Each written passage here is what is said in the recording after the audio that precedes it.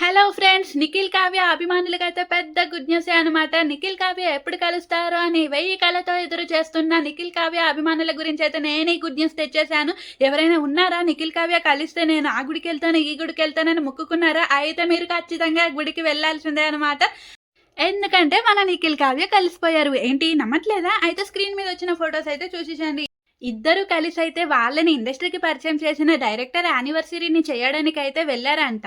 మరి ఇద్దరు కలిసి ఎందుకు వెళ్తారు చెప్పండి? కలవకపోయి ఉంటే అసలు మనం ఎవరితో ఆయన మాట్లాడకపోతే ఆ వ్యక్తి వస్తే నేను రానని చెప్తారు, లేకపోతే ఆ వ్యక్తి కన్నా ముందే వెళ్ళి ఆ వ్యక్తి వచ్చేసరికి వెళ్ళిపోతారు కదా. కానీ ఇద్దరు అయితే కలిసే ఉన్నారు. కాకపోతే ఫోటోలు అయితే ఇద్దరు కలిసి దిగలేదంట. ఇద్దరైతే ఆ పార్టీలో అయితే ఫుల్ ఎంజాయ్ చేశారని అక్కడ వచ్చిన వాళ్ళు అయితే చెప్పారు. మీరు నమ్మినా నమ్మకపోయినా నిఖిల్ కావ్య అయితే కలిసిపోయారు.